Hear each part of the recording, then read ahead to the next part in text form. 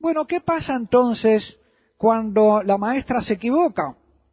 Ella que está destinada precisamente a enseñarle a ese varón herido por el pecado original y que tiene esa tendencia a caer en la lujuria, y que precisamente esa tendencia, aún en un noviazgo sano o en un matrimonio sano, es una amenaza para el varón, de la que tiene que ser sanado por la gracia, con la ayuda de ella. ¿Qué pasa cuando ella se equivoca? Por estos motivos que venimos diciendo, y empieza a mantener relaciones prematrimoniales, o incluso dentro del matrimonio, no se da cuenta que ella tiene que ayudar de todos modos a su esposo a sanarse de la lujuria, incluso dentro del matrimonio. El Papa, en estas catequesis, precisamente nos dice que el varón lujurioso puede mirar mal, con lujuria, a su propia esposa. Así que aún dentro del matrimonio, el varón puede pecar de lujuria con su propia esposa. Nos lo dice el Papa en la catequesis 20, nos dice: ya hemos dicho que esas palabras de Jesús, el que mira a una mujer deseándola, ya cometió adulterio con ella en el corazón, se entienden ordinariamente como deseo de la mujer de otro. Pero esta impresión restrictiva puede y debe ser ampliada a la luz del contexto global de la doctrina de Jesús. Y dice un poco más adelante: el adulterio en el corazón se comete no solo porque el hombre mira así a la mujer que no es su esposa, sino precisamente porque mira así a una mujer, cualquiera sea. Y sigue el Papa diciendo: incluso si mirase de ese modo a su propia esposa, cometería el mismo adulterio en el corazón. Y vuelve a repetir más adelante: ese adulterio en el corazón, no en el cuerpo. El Papa distingue el adulterio en el cuerpo y el adulterio en el corazón. Está cometiendo un adulterio en el corazón. Con su esposa no puede cometer adulterio en el cuerpo porque es su esposa, pero sí en el corazón. Este adulterio en el corazón puede cometerlo incluso el hombre con su propia esposa si la trata solamente como objeto de satisfacción de su instinto. Si esto pasa con la esposa, ¿qué pasa en el noviazgo? Con mayor razón. Ustedes me van a disculpar al tratar de este error de la maestra, cuando la maestra se equivoca. Me van a disculpar si yo repito aquí ciertos términos que suelo usar en el confesionario, en la confianza con el confesionario, donde el sacerdote como padre muchas veces recibe a una hija y le habla con confianza de padre. Cuando ellas me dicen que han tenido relaciones con su novio, yo les suelo decir cosas como estas. Primero les digo: no sabes el daño que le estás haciendo. Y es verdad, no se dan cuenta del daño que le hacen. Y le digo frases como estas: cebaste al tigre con carne, después va a ir a donde encuentre carne. Estás sembrando en él la infidelidad. Le pusiste un collarcito y ahora cualquiera le puede poner la cadena. Alguna se asusta y empieza a reflexionar. De eso se trata, de que empiece a reflexionar. La mayoría, esta es experiencia mía, la mayoría ya lo presentía vagamente. Y no le cuesta reconocer en mis dichos la formulación clara de lo que intuían. Cuando yo se lo presento tan claramente, reconocen que es así. Es así. Condescendiendo con la lujuria varonil, la mujer siembra la infidelidad. Después vienen los dramas. Porque esto le pasa a la novia, pero le pasa también a la esposa, cuando no advierte la lujuria del esposo y no hace nada por remediarla. Después viene el asombro, el infiel y la ofensa. Pero no se dio cuenta. No se dio cuenta. Ella ha vivido no solo el noviazgo, sino después también largos años de matrimonio a veces, cediendo a la lujuria del esposo en vez de ayudarlo a superarla. Y esto explica la insistencia de la Iglesia acerca de los medios anticonceptivos. El verdadero remedio no es un remedio ni químico, ni de métodos de barrera. El remedio es un remedio espiritual. Es necesario que el varón muera a su instintividad. Y eso es un camino espiritual. No se logra por atajos. Y si logra algo por atajos, se está perdiendo lo principal. ¿Qué es esto? Esto solo se logra poniéndose en la presencia de Dios, a vivir como hijo, con la gracia divina. El error de la maestra es que a veces hasta fomenta la lujuria del varón, manipulándolo mediante ella, ilusionándose con que es una forma de atárselo o de controlarlo o de dominarlo, pero no hace nada para sanarlo. Y el sacramento es un sacramento de sanación, donde ella debe ser ministro de la sanación para él, y él ministro de la sanación para ella. Pero no va a ser ministro de la sanación el hombre lujurioso,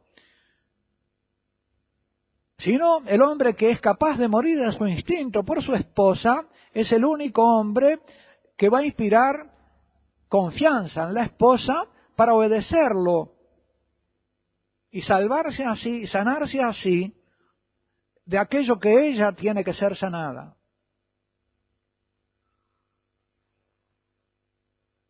Alguna ha esperado ganarse a la larga el amor de él, aceptando jugar a su manera. Ya hablábamos ayer, a propósito de ese libro, de las mujeres que aman demasiado y que en realidad son las que quieren excesivamente ser amadas a toda costa, que a veces condescienden con el varón en la esperanza de que el varón una vez las ame. Y muchas veces el varón o las usa arteramente o se cansa de ellas. A ella le pareció, o le dijeron otras malas consejeras, que eso es así, que es natural. Ellos son así. Todos piensan en lo mismo. Todos quieren lo mismo. Ella incurrió en el fatalismo de creer que la lujuria varonil es un hecho irremediable, una condena. Está ignorando que se trata de una consecuencia del pecado original que Cristo vino a remediar y que nos dio los remedios para remediarlos, que nos dio un sacramento nada menos. No, señor, no es un hecho irremediable, es un grave daño, una tremenda herida en la naturaleza del varón. Y tú estás llamada y puesta por Dios para ser médico sanadora de esa herida, no para fomentarla. Nadie te ha dicho nunca, ni te ha advertido que eso no solo podía no ser así, sino que hubiera debido no ser así. Dios te lo dice. La Iglesia te lo dice. De repente algún ministro te dice otra cosa. Algún ministro infiel que no repite la doctrina de la Iglesia, sino su propia opinión.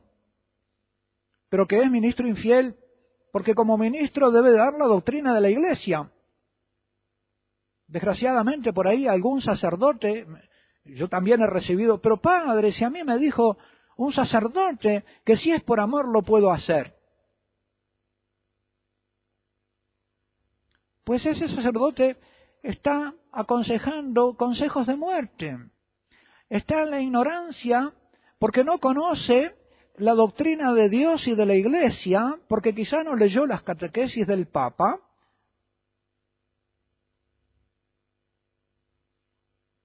Pero Dios y la Iglesia te lo dicen. Acá tocamos la soberbia del corazón de ella, ¿verdad? Ella cree que sabe más que la Iglesia y que Dios. Y en eso es soberbia. Ahí se manifiesta que ella es hija de Eva, que ella es como Dios, se cree como Dios. Ella sabe, como si fuera Dios. Se lo decía no solo Dios y la Iglesia, se lo decía la historia, los creyentes que vivieron de otra manera, históricamente sobre la tierra, se lo decía el verdadero amor conyugal. Por lo tanto, maestras, hay que abrir los ojos a este hecho, a esta sabiduría de la Iglesia, a las consecuencias del pecado original en el varón y la mujer, como consecuencias diferentes, disimétricas. He dicho en otro lugar, también en el librito de El lazo se rompió y volamos, tratando de la lujuria, de la castidad, he dicho que el varón quiere una casa para tener una mujer. Su prioridad es ella. Y que la mujer quiere tener un hombre para tener una casa. Está planteado un poco risueñamente. Los dos quieren lo mismo, pero lo quieren de distinta manera, con un énfasis distinto. Para la mujer, la casa es como la plasmación de su propio yo. Ella es su casa. Por eso decíamos ayer que no caben dos mujeres en una misma casa, como no caben dos caracoles en una misma cascarita.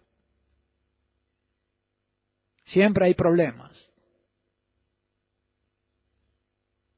Los dos quieren las mismas cosas, pero las quieren de diversa manera.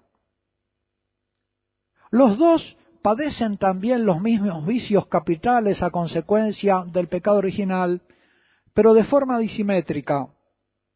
Por ejemplo, tomemos la gula. La gula del varón es diferente de la gula de la mujer. Él tiende a ser comilón y ella a ser golosa. La lujuria los afecta a los dos, pero de diversa manera. Él quiere poseer el cuerpo de la mujer, ella quiere poseer el alma del varón. Y así podríamos recorrer la lista de los pecados capitales. A causa de esta disimetría de las heridas del pecado original, en vez de procurar el bien del otro, cada uno instrumenta o trata de aprovecharse de la debilidad del otro. Entonces, en vez de sanar la debilidad del otro, la instrumenta. En cambio, cuando son hijos de Dios, no. Se ponen a sanar la debilidad del otro. Repiten el gesto medicinal de Cristo. Como ministros de la Eucaristía, del sacramento del matrimonio, como ministros del sacramento del matrimonio, es Cristo el que a través de la esposa cura al varón, y es Cristo el que a través del varón cura a la mujer. Se sana uno al otro de las consecuencias del pecado original. De ahí la grandeza de este misterio, queridos hermanos. Restaura lo que el designio de Dios en el principio sobre Adán y Eva. Capaz de restaurarlo. ¡Qué grandeza la de este sacramento! Y qué potencia sanadora si se lo vive realmente en gracia como hijos de Dios. Por eso hay que recibirlo en gracia también, confesados. Si no se lo recibe en gracia y si no se lo vive como hijos de Dios, entonces el sacramento no puede desplegar toda su virtualidad sanadora.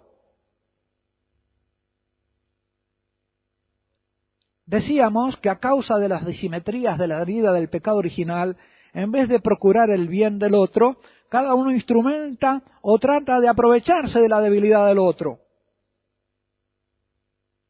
Y en todo caso, como no se comprende que se trata de una herida digna de misericordia, cada uno termina irritándose con la herida del otro.